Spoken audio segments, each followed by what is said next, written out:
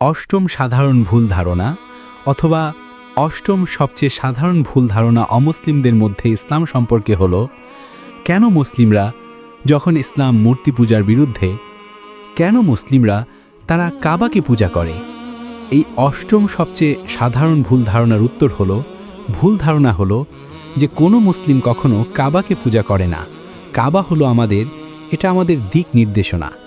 আল্লাহ কোরআনে বলেন সূরা বাকারায় অধ্যায় নম্বর 2 আয়াত নম্বর 145 যে তুমি যেখানেই থাকো না কেন তুমি মুখ করো পবিত্র মসজিদের দিকে, মসজিদুল হারাম মক্কার দিকে। তাই কাবা হলো আমাদের দিক নির্দেশনা। আমরা মুসলিমরা ঐক্যে বিশ্বাস করি। ধরো যদি তুমি সালাত আদায় করতে চাও, কেউ হয়তো বলবে চলো উত্তর দিকে নামাজ পড়ি, কেউ হয়তো বলবে চলো দক্ষিণ দিকে নামাজ পড়ি, কেউ হয়তো বলবে চলো পূর্ব দিকে নামাজ পড়ি, কেউ হয়তো বলবে চলো পশ্চিম দিকে নামাজ পড়ি। কোন দিকে তুমি নামাজ পড়বে? তাই ঐক্যের জন্য আল্লাহ সকল মুসলিমকে বলেছেন বিশ্বের কাবার দিকে মুখ করো। কিবলা হলো একটা দিক নির্দেশনা, তাই কাবা হলো আমাদের কিবলা। ঐক্যের জন্য আমরা সেই দিকে মুখ করি। কোনো মুসলিম কাবাকে পূজা করে না, এটা শুধু দিক নির্দেশনা। এবং মুসলিমরা আল ইদ্রিসি 1154 সালে ছিলেন প্রথম ব্যক্তি যিনি বিশ্ব মানচিত্র আঁকলেন, এবং মুসলিমরাই প্রথম বিশ্ব মানচিত্র আঁকলেন।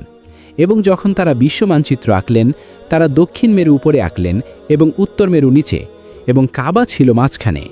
পরবর্তীতে পশ্চিমা ভূগোলবিদরা এসে তারা মানচিত্রটাকে উল্টো করে দিলেন, উল্টো উত্তর মেরু উপরে দক্ষিণ মেরু নিচে, কিন্তু তবুও কাবা মাঝখানেই ছিল। আলহামদুলিল্লাহ। তাই ইসলাম বলে যেখানেই তুমি থাকো না কেন, যদি তুমি কাবার উত্তরে বাস করো দক্ষিণ দিকে নামাজ পড়ো, যদি তুমি কাবার দক্ষিণে বাস করো তুমি উত্তর দিকে নামাজ পড়ো, যদি তুমি কাবার পূর্বে থাকো পশ্চিম দিকে নামাজ পড়ো, যদি তুমি কাবার পশ্চিমে থাকো পূর্ব দিকে নামাজ পড়ো। সকল মুসলিম ঐক্যের জন্য আমরা একই দিকে মুখ করি। যখন আমরা মুসলিমরা উমরা অথবা হজে যাই, আমরা কাবার চারপাশে তাওয়াফ করি, পরিক্রমা।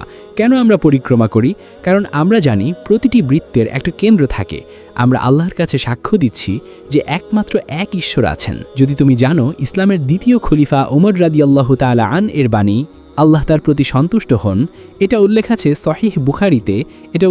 সহিহ বুখারীতে খণ্ড নম্বর 2 হজের কিতাবে হাদিস নম্বর 595, যে হাদিসে উমর রাদিয়াল্লাহু তাআলা আন বললেন কালো পাথরের দিকে ইঙ্গিত করে যে আমি জানি যে এই পাথর না আমার ক্ষতি করতে পারে না উপকার করতে পারে, শুধু কারণ আমার নবী এটাকে স্পর্শ করেছেন এবং চুম্বন করেছেন, আমি স্পর্শ করছি এবং চুম্বন করছি এটাকে। এই বাণী ইসলামের দ্বিতীয় খলিফার সহিহ বুখারীর সহিহ হাদিসে উল্লেখিত। এটা যথেষ্ট প্রমাণ করতে যে কোনো মুসলিম